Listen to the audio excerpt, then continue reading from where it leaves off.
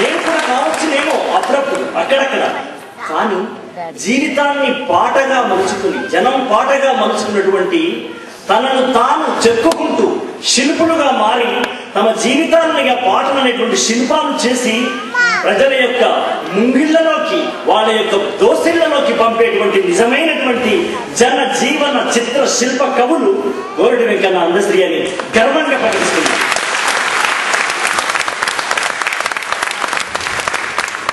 చదివేరాని ఒక అందే, బడి ముఖం చూడనటువంటి ఒక మా నాన్న రాసిన పల్లెటూరు పిల్లగాడ పసులగాసి మనగాడ అనేటువంటి పాటలో కథానాయకుడు లాంటి ఒక పాలబుద్దల జీతగాడు, పాఠశాల ముఖం తెలియని వాడు, అలాంటి ఒక అందే ఏ మట్టిలో నుంచి పుట్టి ఇవాళ అమెరికా దాకా ఎదిగినటువంటి ఆ కవి తనకు అక్షరాల కోసం తను బడికి పాఠశాలకు వెళ్లకున్నా విశ్వవిద్యాలయం తన దగ్గరికి వచ్చి తన యొక్క డాక్టరేట్ అందించింది. అంతకన్నా జీవితంలో అద్భుతమైంది.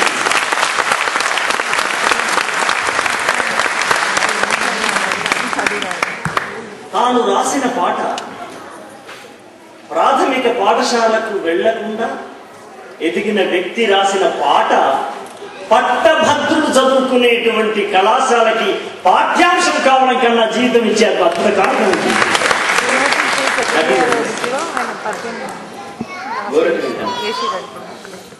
నేను ఎప్పుడు చెప్పాను, అమెరికాలో నేను వచ్చిన ఇదివరకు నేను 4 సార్లు వచ్చాను, 5వ సారి.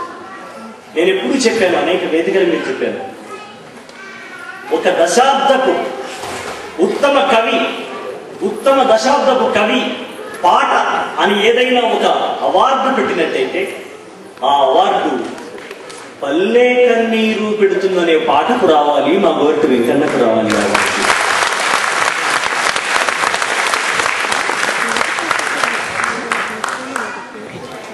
శ్రీశ్రీ ఒక మాట,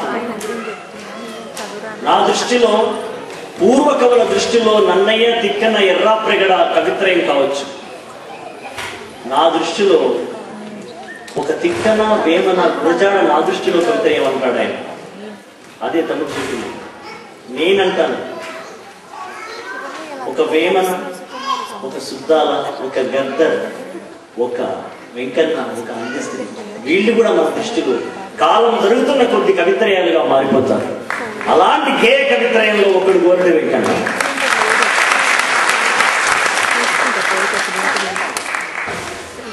మా తమ్ముడు అనుశ్రీ అనుకుంటాడు, ఇప్పుడు అశోకన్న పోయి సపరేట్గా పాటలు పాడాలి, సపరేట్గా రావాలి.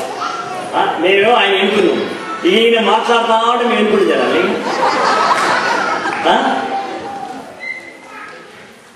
మీకు ఆ ఇద్దరు కవుల గురించి ఎంత చెప్పినా తక్కువ.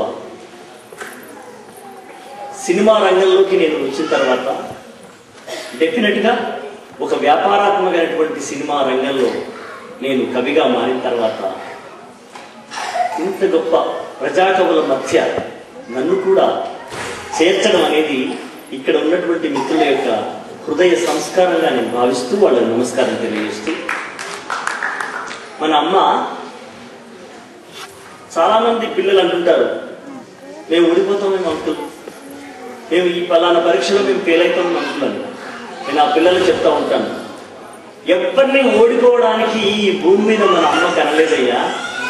ఎందుకంటే పుట్టిన ప్రతి బిడ్డ కూడా పిడికిళ్ళు తెరుచుకొని ఏ బిడ్డ పుట్టలేదు. ప్రతి బిడ్డను కూడా తల్లి పిడికిళ్లతో కన్నది.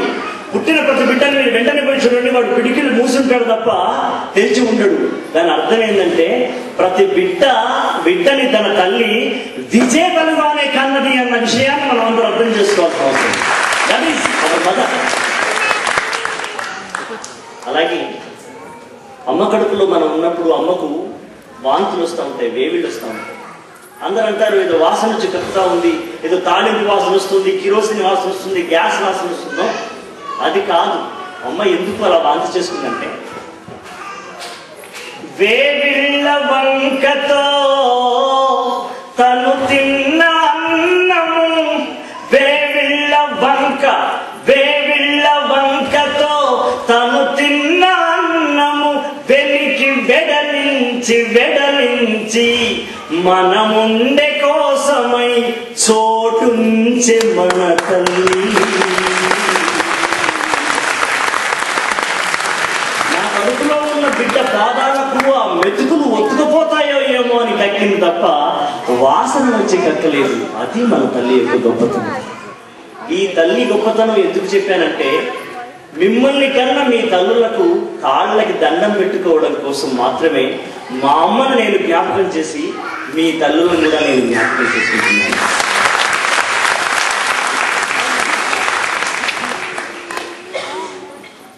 సినిమా రంగంలోకి నేను రాగానే మొట్టమొదటి దాసనారాయణరావు గారి పరిచయం కాగానే ఆయన ఒక మాట అన్నాడు, నువ్వు ఎక్కడ ఉద్యోగం చేసిన పుట్టావు? నేను నల్గొండ జిల్లాలో పుట్టాను. ఎక్కడ ఉద్యోగం చేస్తున్నావు? కరీంనగర్లో ఉద్యోగం చేస్తున్నాను. ఏది అక్కడ ఆ జిల్లా నుంచి వచ్చినటువంటి అక్కడ పుట్టినటువంటి ఒక పాట వినిపించు నాకు. నువ్వు సినిమాలో నిలబడతావా నిలబడవా, నేను నీకు అవకాశం ఇస్తానా ఇవ్వనా నేను చెప్తాను అన్నాడు. అప్పుడు నేను ఒక పాట వినిపించాను. ఆ పాట సినిమా రంగం రాకన్నా ముందు నేను రాసిన పాట. ఆ పాట టీచర్గా నేను పాఠశాలకు వెళుతూ ఒక దగ్గర పెళ్లిలో ఆ కూతురు పెళ్లి చేసి, తెలంగాణలో అంటే అన్ని ప్రాంతాల్లో ఈ సంస్కారం ఉందో లేదు కానీ ఒక కుడక అంటాం, కొబ్బరి కొట్టిన తర్వాత లోపల ఆ ఎండు కొబ్బరి ఉంటుంది కదా, ఆ కుడకలో పాలు పోసి ఆ పాలల్లో ఒక పక్కన ఒక బొమ్మను పట్టుకుని భర్త చేతిలో అత్త చేతిలో మామ చేతిలో పెడుతూ తల్లిదండ్రులు ఏడ్చేస్తారు. అప్పటిదాకా బ్రహ్మాండంగా ఉంటుంది పెళ్లి కళ. ఆ అప్పగింతల వేళ తల్లిదండ్రులు ఏడ్చడం నేను చూశాను, అనేక సార్లు చూశాను. ఆ తర్వాత వరి పొలాలలో వరి కోసిన తర్వాత వరి మొక్కల్ని మనం కట్టగట్టి గట్టి మీద వేసినప్పుడు పొలం కూడా పగిలిపోతుంది ఎక్కడదక్కడ. నాకు అనిపించింది, ఈ అమ్మ కూడా ఇప్పటిదాకా నా బిడ్డలు వెళ్ళిపోతున్నందుకు గుండె పగిలి ఏడుస్తుందో ఏమో అని నాకు అనిపించింది. అక్కడ పుట్టిన పాట, నేలమ్మ నేలమ్మ నేలమ్మ నీకు వేల వేల వందనాలమ్మ, నేలమ్మ నేలమ్మ నేలమ్మ నేలమ్మ నేలమ్మ నేలమ్మ నీకు వేల వేల వందనాలమ్మ, నేలమ్మ నేలమ్మ నేలమ్మ.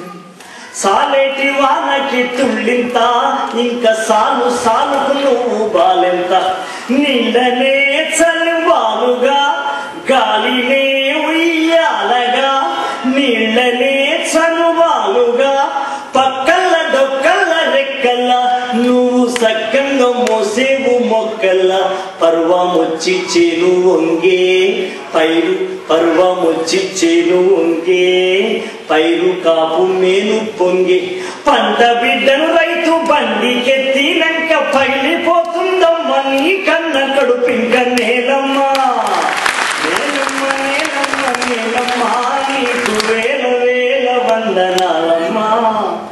తల్లి నువ్వు నవ్వితే మాగాణి, భూమి నవ్వితే వరిపడు, తల్లి నువ్వు నవ్వితే మాగాణి, ఏద తలుపు తీసావంటే సింగరేణి. కడుపు లోపల సింగరేణి